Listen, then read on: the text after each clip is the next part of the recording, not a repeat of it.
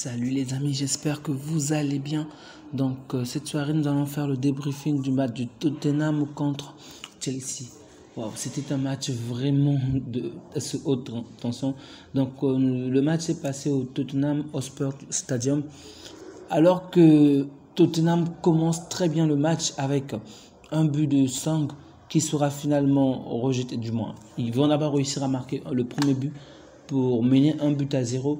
Tottenham va de nouveau marquer un second but pour prolonger le score à 2-0, mais le but de Sang sera refusé. Et ensuite, Chelsea va s'éveiller parce que Chelsea également va réaliser de nombreuses actions dangereuses, mais sans pouvoir conclure par un but. C'était vraiment compliqué du côté de Chelsea pour marquer, mais bon, au final, ils vont parvenir à le faire suite à un carton rouge. En fait, c'était un but qui sera refusé et finalement, on va accorder le penalty au joueur de Chelsea, et c'est alors qu'ils réussiront à marquer le but. Ça sera Cole Palmer qui marquera le but en question. Donc, avant de pouvoir continuer, je tiens déjà à préciser que j'ai trouvé le gardien de Tottenham vraiment excellent aujourd'hui. Vraiment, Vicario, on savait tous que c'était le meilleur gardien depuis le début de la saison, mais bon, là, il fallait voir le match pour vraiment y croire. Vraiment, c'est un excellent gardien. Je n'arrive pas à comprendre comment Donnarumma est toujours le premier gardien en Italie, parce que ce que Vicario a fait aujourd'hui est vraiment majestueux. C'est exceptionnel. Son blague, il a fait un match, malgré que son équipe a pris 4-1. Je peux vous assurer que sans lui, le score aurait été beaucoup plus important que cela. Parce que Tottenham a joué à 9, puisqu'il y a eu 2 cartons rouges. Mais vraiment, c'était chaud. C'était vraiment chaud. Et il a fait un très bon match. Vraiment, bravo à Vicario pour ce match qu'il a réalisé. Donc, de l'autre côté, le match était très, très difficile à jouer. Vraiment, c'était pas du tout évident. Donc, les deux équipes vont terminer la première partie sur un score de parité, 1 but partout. Et en seconde période, tout va complètement s'arrêter. Mais juste avant de continuer, j'aimerais souligner un petit détail. C'est ça la première ligue, c'est ça. On voit un match où on a largement dépassé le temps. En première période, donc il y a eu 45 minutes normalement, plus 12 minutes de temps additionnel. En deuxième période, il y en a eu 7 minutes, je crois, de temps additionnel. C'est ça la première ligue. Même avant chaque action, l'arbitre prenait le temps de bien consulter la VAR, l'assistance vidéo, et on prenait le temps pour s'assurer que c'est vraiment rentré, il n'y a pas de faute. Même la VAR, chacune décision, on prenait du temps, sans vouloir ridiculiser ou encore rabaisser le derby londonien. Donc celui de Chelsea contre Tottenham, ce n'est rien comparé à un classico par exemple. Et pourtant, en Espagne, tu vois, les mecs prennent la décision, tu as l'impression que c'est du pile ou face. Ils font ça tellement rapidement, paf, la décision est prise. Là, il a fallu du temps et vraiment, c'était bon. C'était vraiment pas un match évident.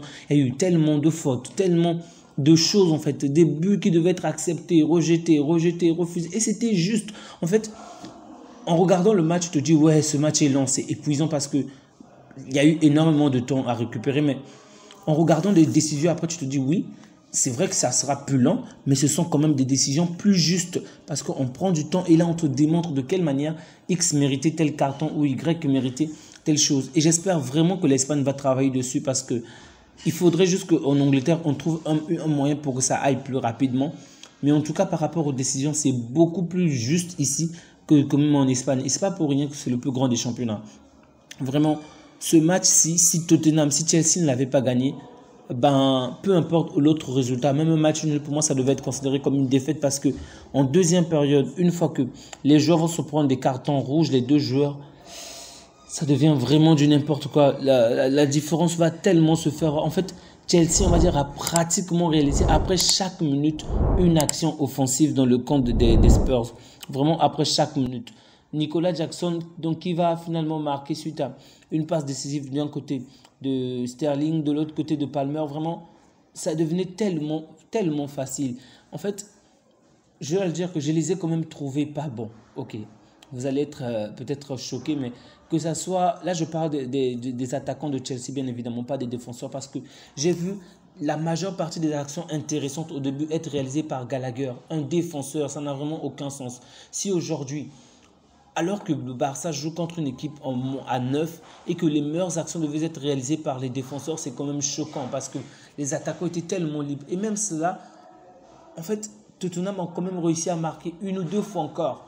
Les buts qui seront quand même refusés pour des raisons d'hors-jeu, de positionnement. Donc, pour vous dire de quelle manière ce match était vraiment un match de folie avec énormément de buts. Sincèrement, le score de 4 buts à 1 ne reflète même pas le nombre de buts qu'il pouvait avoir. C'est vrai que Chelsea pouvait en avoir plus, mais si on avait validé les buts comme en Espagne où on valide du tout, on ne valide pas les choses, on aurait pu atteindre 6 ou 7 buts de Chelsea. En tout cas, 6 ou 7 buts.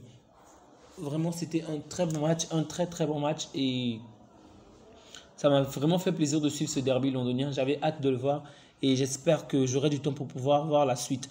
En tout cas, le joueur que j'ai tellement trouvé brillant aujourd'hui, c'est Son de l'autre côté. Donc, en dehors de Vicario, j'ai trouvé Son vraiment brillant, surtout en première période avec Kulusevski. Donc, malheureusement, ce sont les fautes ainsi que les buts de l'équipe adverse qui les a vraiment éteints. Mais j'espère juste que Son va pouvoir quitter Tottenham. Je n'ai rien contre Tottenham, mais je pense que cette équipe ne le mérite pas. Vraiment, ne mérite pas Son parce que ce joueur-là a tellement de potentiel. Mais bon, c'est la vie. C'est ainsi que les choses se terminent. Donc, merci à vous d'avoir visionné cette vidéo. N'oubliez surtout pas de laisser un petit like. Ça soutient toujours la chaîne. De laisser un like, un commentaire. Ça permet à l'algorithme de YouTube de davantage recommander nos vidéos. Et donc, si vous n'êtes pas abonné, n'oubliez pas de vous abonner. Prenez bien soin de vous ainsi que des vôtres et que Dieu vous garde. Au revoir.